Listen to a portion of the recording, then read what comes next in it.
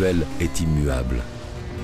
Chaque année, entre les mois de juillet et septembre, les baleines à bosse arrivent par vagues successives et envahissent les eaux chaudes qui bordent l'île de Sainte-Marie. Elles viennent ici se reproduire et mettre bas après un périple de plus de 5000 km effectué depuis leur site de nourrissage en Antarctique.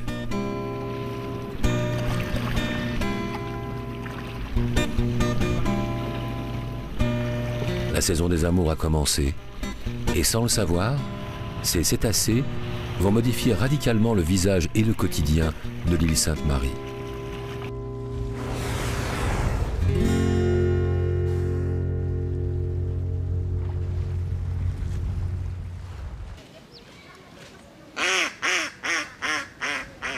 Petit morceau de paradis au nord-est de Madagascar, l'île Sainte-Marie vit au rythme d'une quiétude toute tropicale. Ses 20 000 habitants sont principalement pêcheurs, agriculteurs ou commerçants. Ils voient et côtoient les baleines à bosse tous les ans. Mais paradoxalement, très peu d'entre eux connaissent cet animal qui est devenu l'emblème de leur île.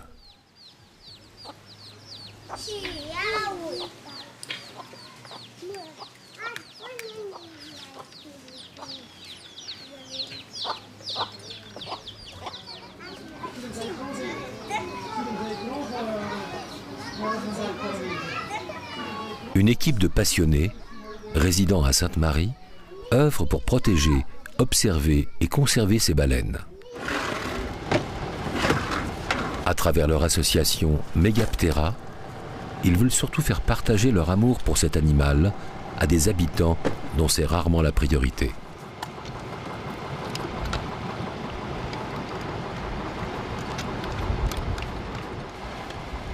À Sainte-Marie, il y a une concentration extrêmement importante de baleines à bosse. Il n'y a pas des baleines qu'au bord du récif. Il y a des baleines partout autour de l'île, même très loin. Même ici, on est sur la côte ouest, mais il y en a à l'est, il y en a au nord. En m'intéressant aux baleines, j'ai découvert qu'ici, c'était un site exceptionnel. Et je ne crois pas que tout le monde ici soit conscient de ça.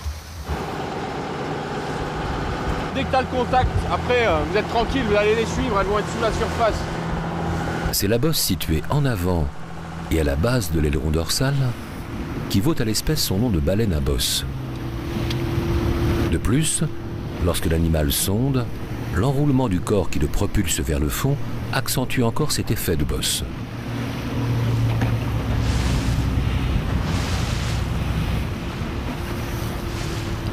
Coupe. Point mort, point mort, point mort. C'est surtout l'hélice, hein, c'est dangereux. Ces mensurations sont impressionnantes. 17 mètres en moyenne pour 40 tonnes.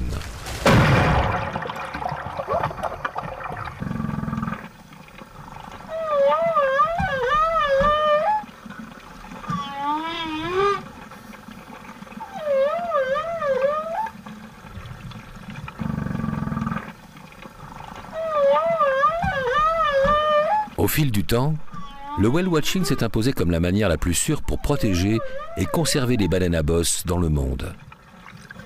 Bien que celle de l'île Sainte-Marie ne soit pas directement menacée par la chasse, le danger n'est pas complètement écarté.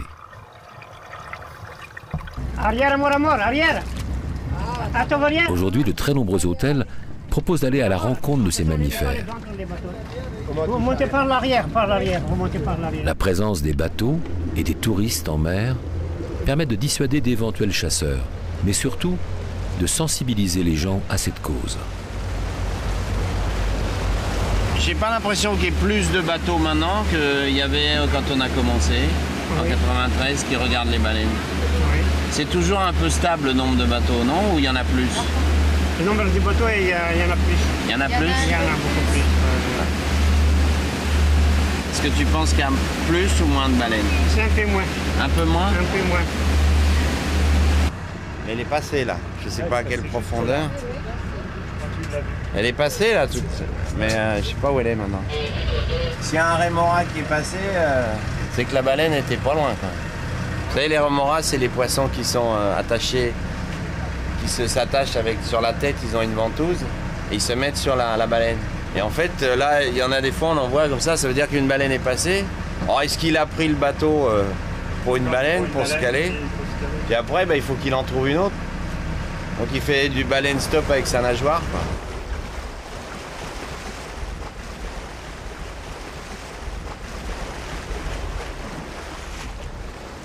C'est la baleine qui a développé le tourisme à Sainte-Marie. C'est la baleine qui a fait connaître Sainte-Marie dans le monde aujourd'hui, on peut dire ça. C'est l'emblème de l'île. C'est ce qui a fait qu'il y a aujourd'hui autant d'hôtels sur cette île. C'est ce qui a fait qu'il y a autant de touristes qui veulent venir sur cette île. Après, l'île a d'autres atouts. Mais c'est un peu le leader économique de l'île aujourd'hui, la baleine.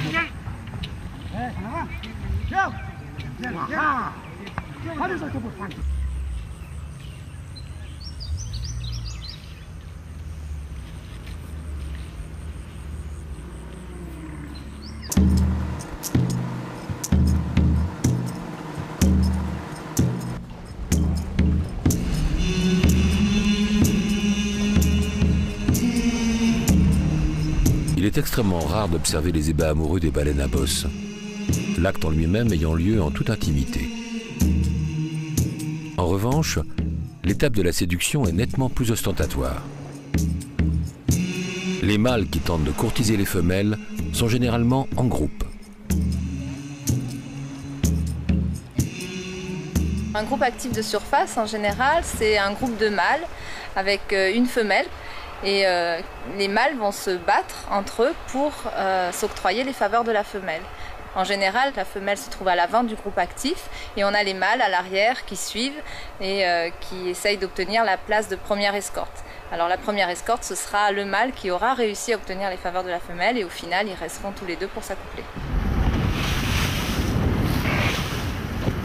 Les frappes de caudale, par exemple, ou les frappes de pectorales, ce sont des moyens de communication entre les individus et notamment entre les mâles sur les zones de reproduction. C'est une façon de dire « je suis le plus fort et c'est moi qui vais réussir à séduire les femelles qui sont présentes sur la zone de reproduction ». Idem pour les sauts, qui font énormément de bruit et qui s'entendent à plusieurs kilomètres à la ronde.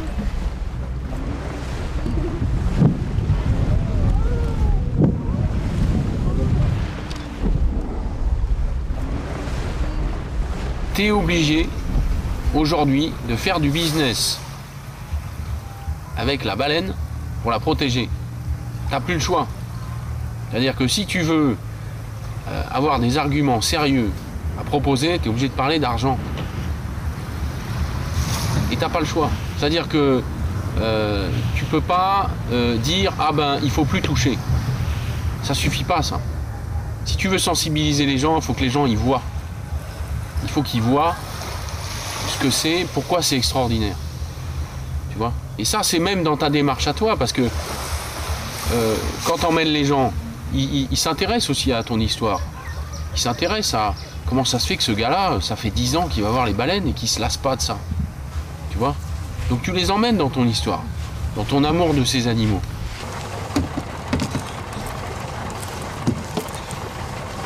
Fini le petit déjeuner. Hein.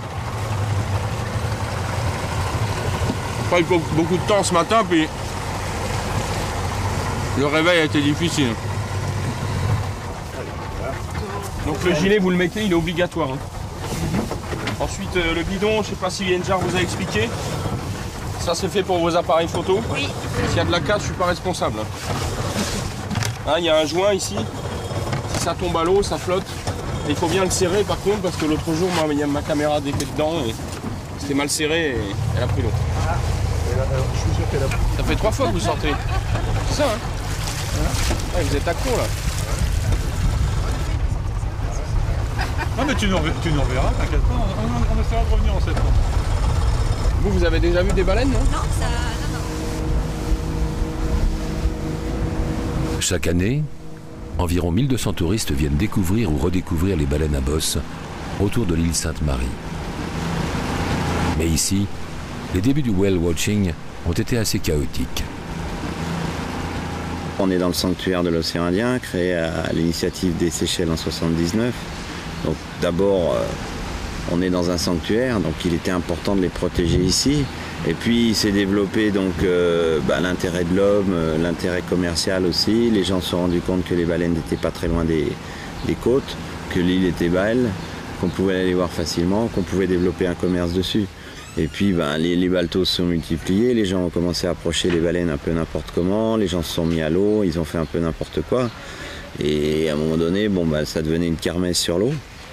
Donc je pense qu'il était temps de protéger le site, de décider avec le gouvernement, avec les autorités, avec les opérateurs et tous les partenaires du secteur, de dire bon, on va faire quelque chose pour protéger ces baleines. C'est ainsi qu'un code de bonne conduite qui réglemente l'approche des baleines a été mis en place. Ce code, qui s'appuie sur un arrêté ministériel malgache, prévoit par exemple une observation des mammifères à 100 mètres minimum et une durée d'observation d'1 heure maximum sur un même groupe ou une même baleine. Ce code donne aussi de précieuses indications sur la façon dont les pilotes doivent naviguer. Ainsi, il est interdit d'arriver à plein régime sur une baleine ou encore de lui couper la route. Les pilotes navigueront donc le plus possible en parallèle avec les cétacés.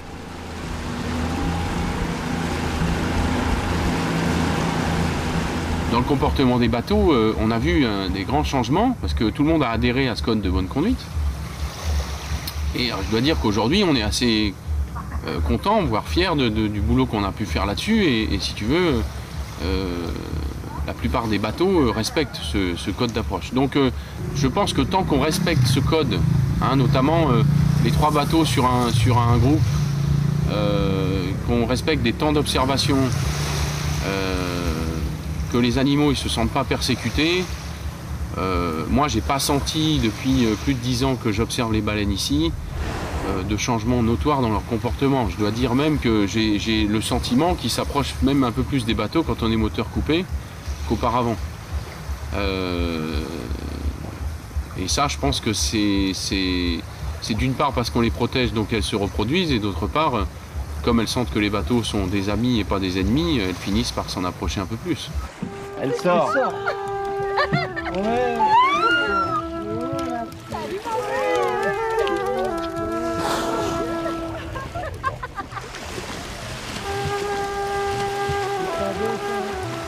Un mâle ou une femelle? Elle s'est fait démonter. Elle s'est fait démonter.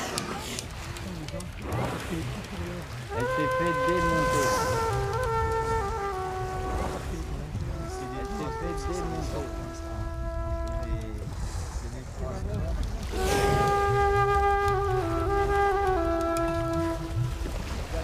Non mais ça c'est les faux orques ou soit des orques, soit des faux orques qui ont dû lui bouffer le...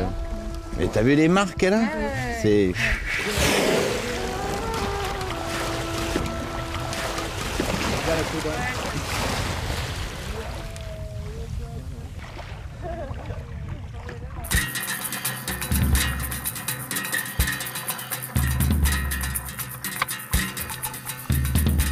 Une femelle donne naissance à un petit tous les 2 ans environ. Quand il sort, le baleineau sort la queue la première.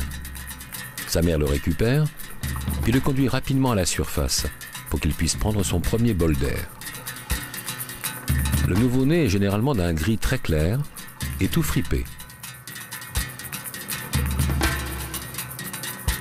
Il est à peu près aussi long que le nageoire pectoral de sa mère, environ 4 mètres, et pèse déjà près d'1 tonne. Les liens affectifs qui unissent la mère et son petit sont très forts. Les mères baleineaux qu'on peut observer dans la zone du canal de Sainte-Marie ont des comportements très particuliers. Il faut savoir que les baleines à bosse sont très sensibles, ont le sens du toucher qui est relativement développé. Et en particulier, on va voir très souvent des mères et leurs baleineaux au contact. Soit elles le touchent quand elles se déplacent, elles restent en contact avec les nageoires pectorales, soit elles vont carrément porter le petit sur leur rostre. Alors le rostre, c'est la tête de la baleine. Elles font notamment ça quand elles sont en période de repos. Pendant toute cette période, les mères vont perdre un tiers de leur poids, car elles allaitent mais ne se nourrissent pas.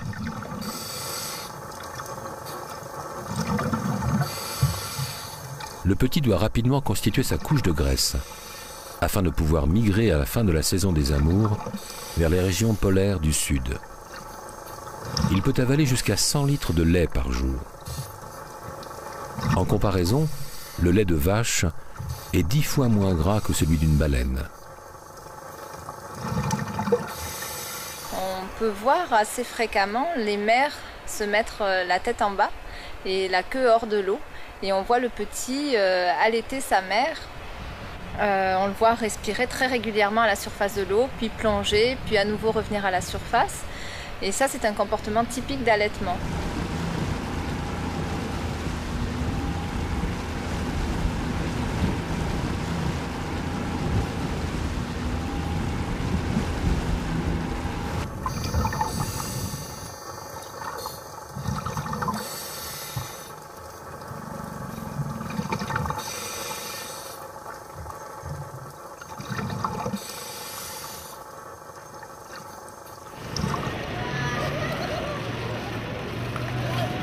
Le whale watching représente une manne financière considérable pour l'île Sainte-Marie. En 10 ans, il a permis de créer de nombreux emplois. Des pilotes ont été formés, des marins et des mécaniciens embauchés. Et bien que la saison ne dure que 3 mois, les retombées financières courent tout au long de l'année. En tant qu'hôtelier, nous on fait travailler une économie, c'est-à-dire qu'on a des employés qui travaillent chez nous, qui ont des familles, et que quand nos hôtels sont pleins, on embauche. On fait travailler des commerçants, le gars qui vend du riz, le gars qui vend du ciment parce qu'on va développer et construire un nouveau bungalow, le gars qui vend du bois, le gars qui vend des légumes avec son petit vélo, qui nous amène les légumes le matin, ça peut aller loin. Faute de moyens, très rares sont les Saint-Mariens qui peuvent se lancer dans l'observation commerciale des baleines. Certains pêcheurs reconvertissent leurs bateaux en embarcations à touristes. D'autres utilisent leurs pirogues, si les cétacés sont près des côtes. Dans tous les cas, les règles de sécurité élémentaires sont rarement respectées. C'est vrai que souvent les opérateurs qui ont les moyens d'acheter des bateaux et de faire ce type de business, c'est des gens qui ont déjà un peu de capital en poche et que on va dire que c'est un peu moins accessible d'acheter un bateau à un Samarien qui n'a pas grand chose comme argent sur lui parce qu'un bateau ça coûte cher. Il faut faire beaucoup de publicité, il faut faire des contrats avec des hôtels. Enfin, ça demande un investissement tout ça.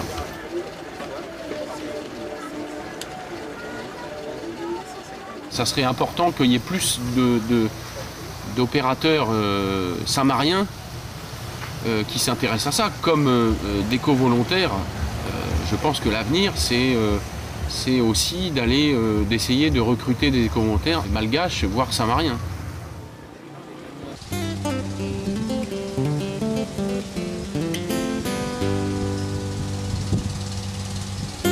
Ce sont paradoxalement les Saint-Mariens qui connaissent le plus mal leurs baleines. Une sortie en mer coûte 35 €, soit l'équivalent du salaire moyen mensuel à Madagascar. L'argent récolté grâce aux safaris baleines et aux touristes permet d'organiser des actions de sensibilisation.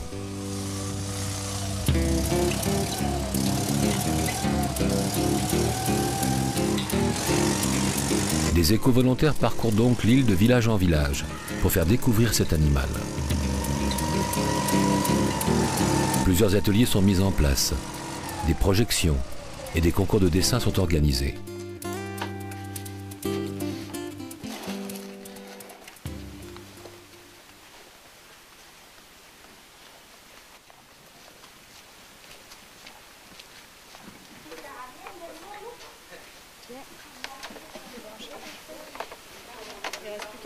ça sur la prise blanche. Donc on va passer ça par la fenêtre, je pense. Ça m'adapte. On va essayer de le coincer derrière le tableau.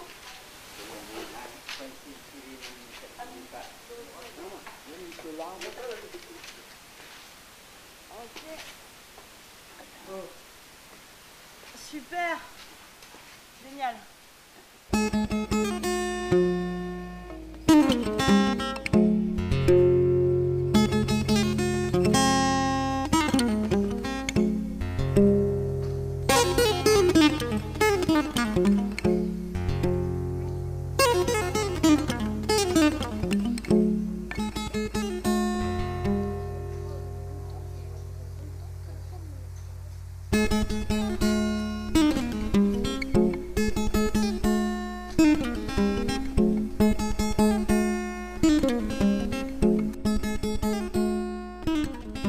Protéger l'environnement, déjà, c'est un truc de riche.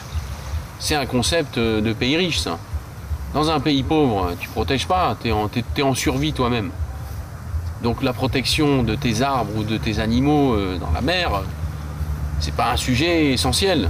C'est un sujet essentiel quand tu as à bouffer tous les jours. Et, tu vois ce que je veux dire. Donc faire comprendre aux gens, même ton action bénévole, ce que c'est qu'un éco-volontaire, ce que c'est que c'est compliqué. Et le concept de bénévolat à Madagascar, c'est un concept un peu abstrait. Quand tu dis à quelqu'un que tu fais quelque chose gratuitement, ça n'existe pas.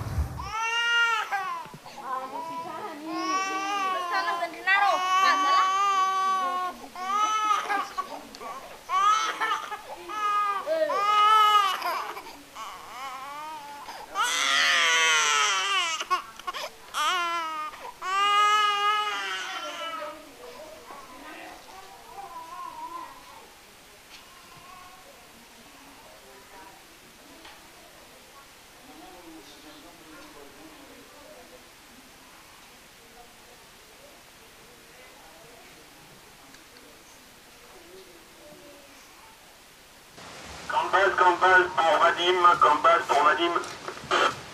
Oui, camp de base, je te reçois 5. Oui, camp base, on est en observation sur mer Baleinon, au large de l'Ionat. On a eu la caudale de la maman, on a un trou en haut à droite de la caudale. Voilà, en fait la question que je me pose, c'est que là, elle est, apparemment, c'est une mer avec un baleineau. Je voulais que tu me confirmes qu'on a déjà identifié une caudale avec un trou. Tu t'en souviens? On l'a observé, je te donne la position, c'était au 17 04 49 47, c'était le 31 août. Je te confirme que c'était un individu isolé. Ok, donc tu me confirmes qu'il n'y avait pas de baleineau à ce moment-là? Affirmatif. Écoute, de toute façon, on a réussi à faire une image de la caudale, et je ramène ça pour le matching de ce soir, tu verras avec Sébastien, ok? Ok, super, terminé ce soir.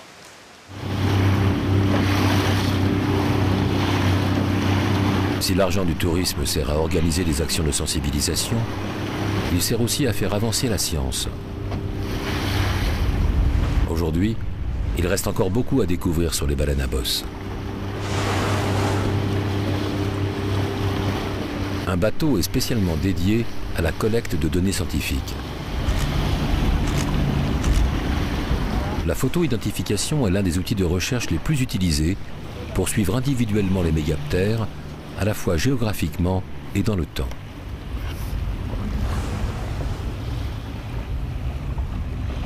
La photo-identification, ça consiste à prendre des photos des baleines à bosse, mais pas n'importe quelle photo.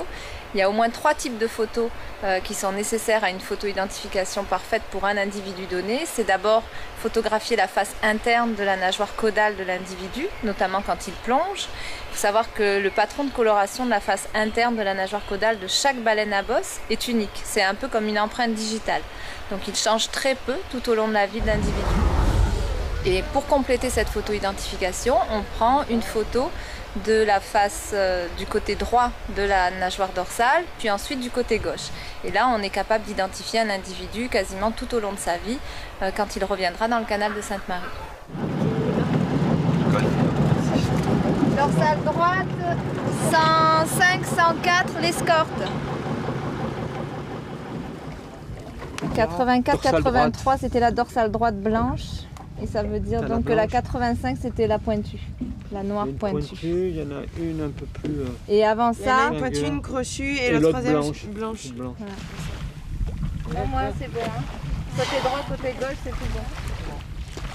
On va capturer une première fois un individu en faisant sa carte d'identité en quelque sorte à l'aide des photos de sa nageoire caudale et des photos de sa nageoire dorsale. Et ensuite on va pouvoir le recapturer éventuellement les années suivantes si on le rephotographie à nouveau dans la même zone. Et donc ça permet d'estimer une population sur une zone de reproduction. On est loin, on peut juste s'approcher un peu.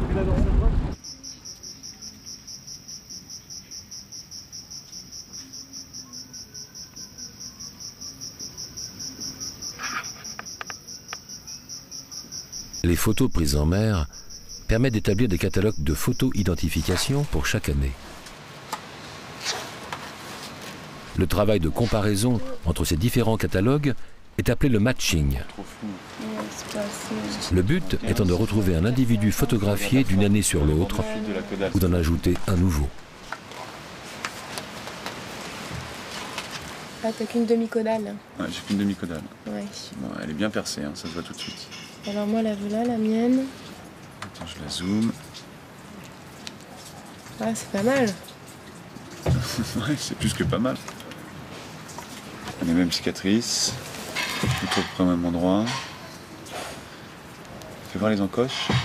Compte, combien t'as d'encoches? Regarde celle-là, rien que la première sur le bord de fuite tout en haut. Fais voir le bord de fuite en haut là, la crête. Elle est superbe cette baleine. Bah ouais, c'est nickel. Fais voir les autres photos de la sortie. On a peut-être les écoute, longs ou quoi que ce soit. juste le baleineau, apparemment, qui est tout jeune. Ouais. Après 10 ans de travail, 800 individus ont été formellement photo-identifiés sur une population estimée à environ 2000. Cela donne une idée de la tâche qu'il reste à accomplir.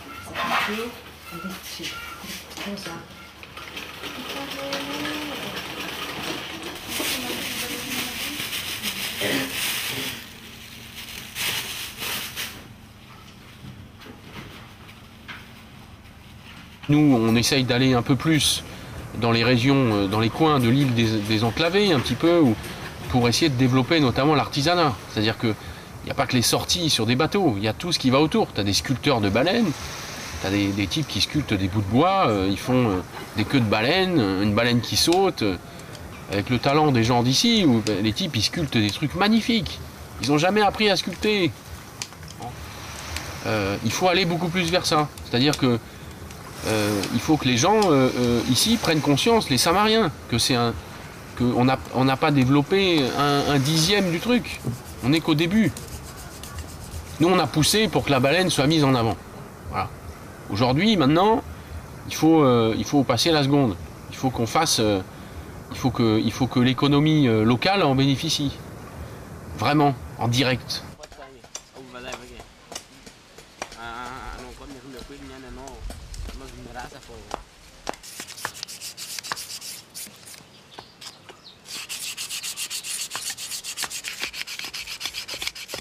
Antoko fisarony baleine mbo azahoam-bola zany amiloman'ny famille-nahy zany amilomako tegna mbo agnanovako tragno zany koa mahazo vola bebe zaho zany antoko agnanovako sarim-baleine.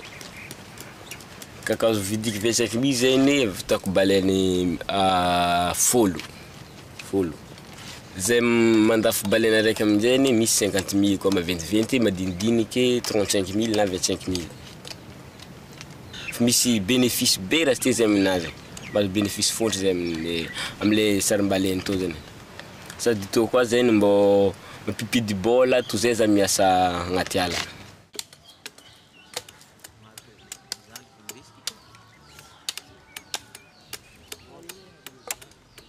Le karazan-kakazo le afahany magnano baleine zany tamin'ny voalan zay nagnano bois palitivier.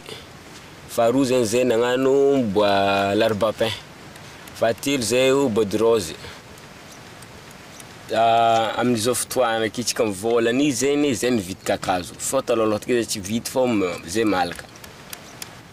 Fitretiko anazy zany mety tsy ho ampy zany izy amin'ny andro magnaraka agny. Satria zao zany mety fa mizodo lavitra zany zay amile kakazo.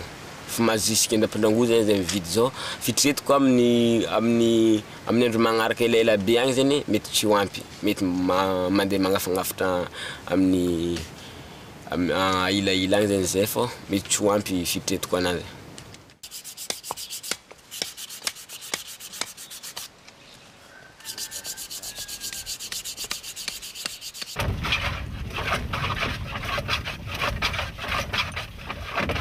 Les chants des baleines à bosse font partie des chants les plus complexes chez les mammifères marins.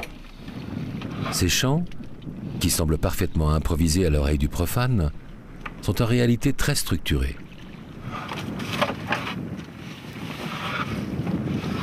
En se basant sur la théorie de l'information et en concevant un programme informatique leur permettant de scinder le chant des baleines en différents motifs, des chercheurs ont établi que les baleines à bosse obéissent à un ensemble de règles de grammaire et de syntaxe très élaborée.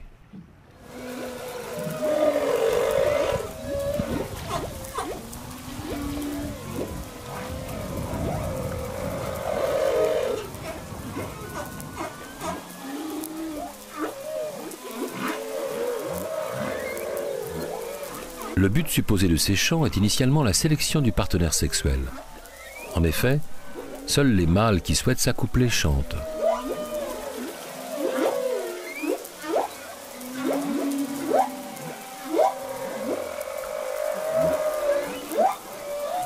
Ces chants peuvent durer une vingtaine de minutes et les baleines peuvent le répéter pendant des heures, voire des jours entiers.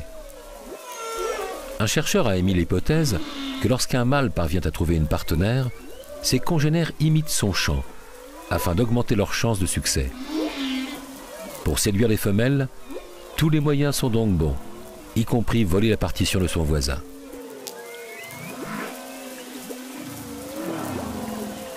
On sait que les mâles chantent pour attirer les femelles, mais également peut-être sans doute pour s'intimider aussi les uns les autres.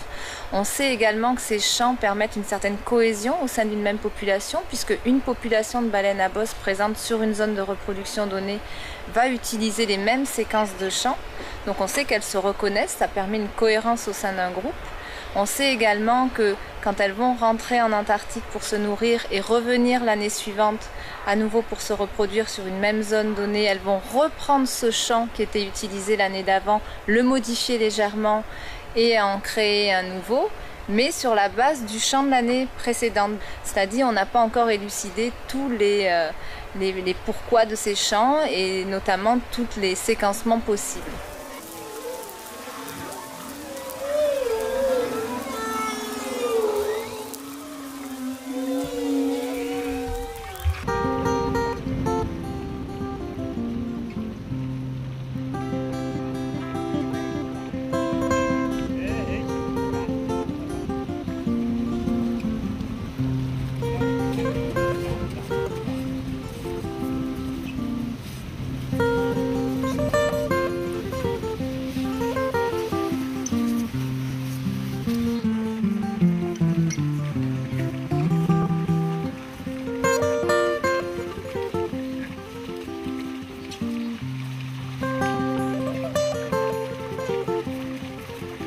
Dès qu'ils en ont l'occasion, les membres de Megaptera organisent gratuitement des sorties en mer pour les habitants. Beaucoup d'entre eux n'ont jamais vu une baleine de près. Et certains ne sont même jamais allés en mer.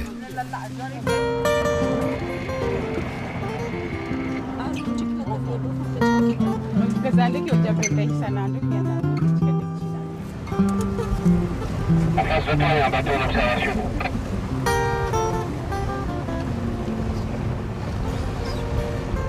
Là-bas. Là-bas, il y a un bateau. Un bateau pour chercher les filets, là. C'est filet, ça? Oui. Il a dit qu'il y avait un bateau d'observation. Non. Il n'y a pas? Non, peut-être là. On cherche avec Nicolas, on voit pas. T'as un bateau, toi, là-bas, là? Depuis ce matin. Il dit que c'est les filets.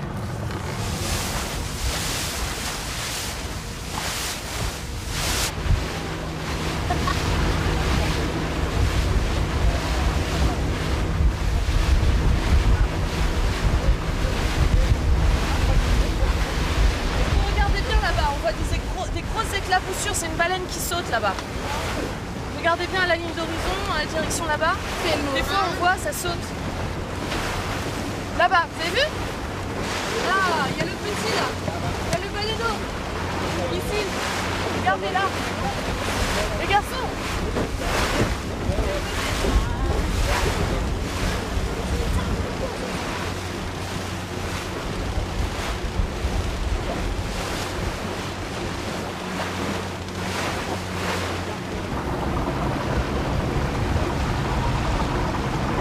Haydi.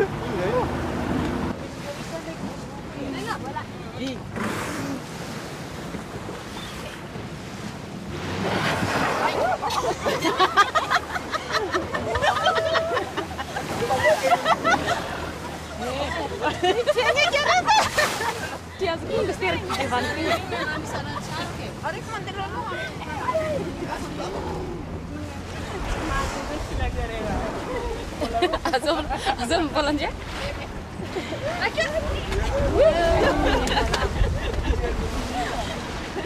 Peki se dano la na tom tam de shit na no ko toria no tena kra ku andang la kan tega to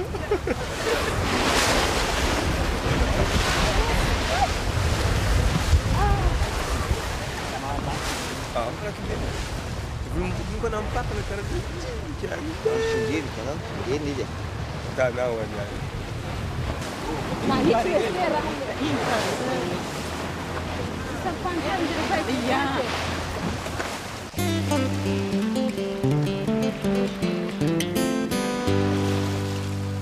Être près des cétacés est essentiel pour comprendre et analyser leur comportement. Mais à Sainte-Marie, l'observation ne se fait pas qu'en mer. Tous les jours, des éco-volontaires se relaient au poste d'observation terrestre de Coco Bay.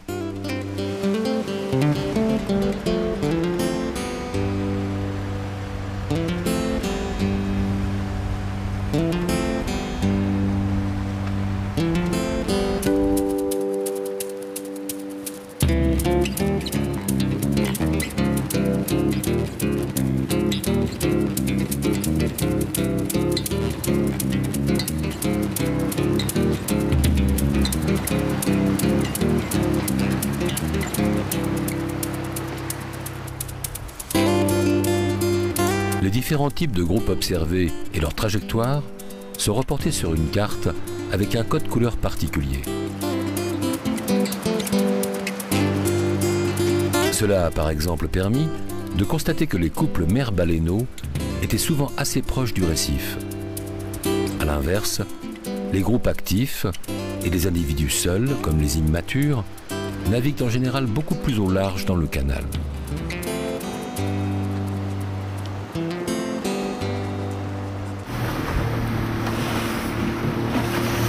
L'âge exact des baleines était jusqu'à présent établi par l'analyse post-mortem des dents ou du conduit auditif. Aujourd'hui, les scientifiques utilisent le squame. Ces écailles de peau que les baleines perdent après un saut, par exemple, permettent, grâce à l'ADN, de déterminer avec précision le sexe et l'âge des cétacés. Ok, là ça a sauté. Gaël, on y va. Là, il y en a du squame, tu vois. Il y en a, mais c'est des tout petits. Voilà.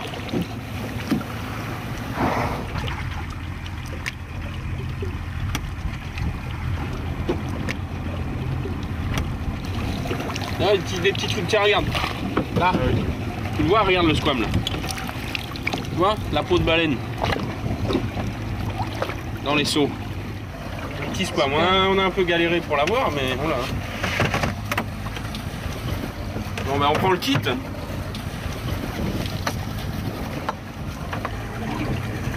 on brûle avec un petit chalumeau. Tac. Là on a un mélange sérum physiologique avec un peu d'alcool. On prend le squame. Oh regarde s'il est beau ce petit squame là. Tac. Hop. Et on le met dedans.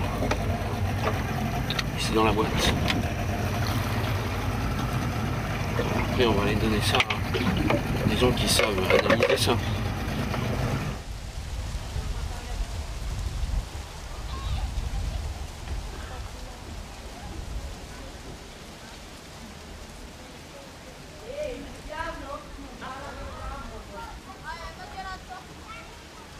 Moi j'ai le sentiment que le regard a changé, c'est-à-dire que en fait, il s'intéresse de plus en plus aux baleines, notamment parce qu'on les voit aller de plus en plus proches des baleines, et même avec leurs pirogues. Ça, c'est flagrant. Ils se mettent à observer les baleines de tout près, et ça, c'est un truc qu'ils ne faisaient pas avant. Ça, je pense que c'est lié au fait qu'ils nous voient observer les baleines avec nos bateaux tous les jours. Donc certainement ça les a rassurés sur le comportement à avoir, ça leur a permis de comprendre qu'on pouvait s'approcher tout près sans moteur et que la baleine en fait c'était un animal très doux, très gentil, fluide dans ses mouvements, qui ne va jamais donner un coup de queue dans une pirogue ou... Non, un animal extrêmement gentil, du reste à tel point qu'on les a massacrés pendant 200 ans, elles s'en souviennent même pas.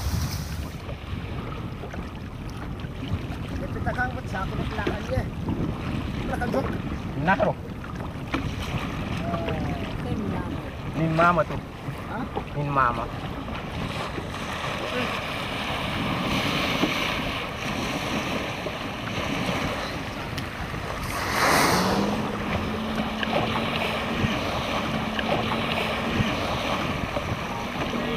Nani coba malu. Kita. Pasan itu kau mati.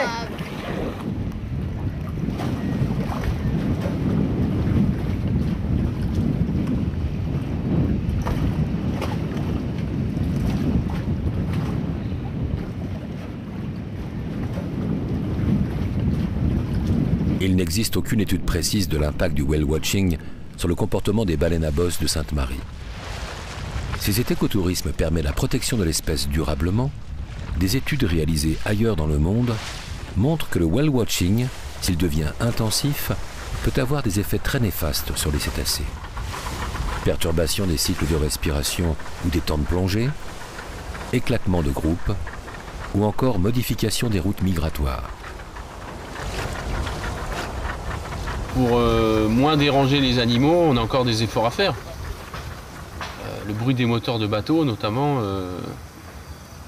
ça peut aller que vers le mieux. Il faudrait développer des moteurs un peu moins bruyants. D'une part, ça dérangera moins les animaux, d'autre part, les approches seront bien meilleures. Et ensuite, on évitera d'interférer dans leur communication, parce qu'elles vivent dans un monde sonore, elles sont tout le temps en train de faire d'émettre des sons, des frappes. Nous, avec nos moteurs, on rentre dans cette communication et on les emmerde. Il faudrait que ça soit un peu plus doux comme son, hein. Ça c'est sûr.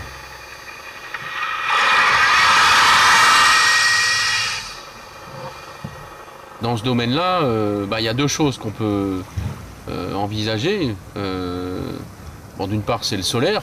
Hein, il y a déjà des moteurs hors bord qui existent, qui fonctionnent au solaire, mais enfin pour l'instant, ça reste des moteurs assez peu puissants. Nous, on a quand même besoin d'être assez rapide pour aller sur les différents groupes de baleines. D'autre part, il y a, je sais, des moteurs à air comprimé qui se développent. Et ça peut être un truc vachement intéressant pour nous, pour les moteurs hors bord. Je pense que c'est des moteurs qui émettront moins de bruit et qui seront moins polluants aussi. Si la pollution sonore est un enjeu important pour l'avenir des baleines, elles doivent surtout faire face, depuis longtemps déjà, à un autre type de nuisance, plus dévastatrice celle-là, la pollution industrielle. Les quelques déchets qui bordent les côtes de l'île Sainte-Marie ne mettent pas directement en danger l'espèce, mais malgré tout, ils y participent. Plastique en tout genre, ferraille, bouts de verre, ce sont surtout les quantités incalculables de déchets rejetés par les pays industrialisés qui sont montrés du doigt. La pêche industrielle est elle aussi devenue une véritable menace. De nombreuses baleines meurent noyées dans des filets de pêche perdus en mer ou sont victimes de collisions avec des chalutiers. Pour couronner le tout, on sait que le changement climatique commence aussi à toucher les baleines.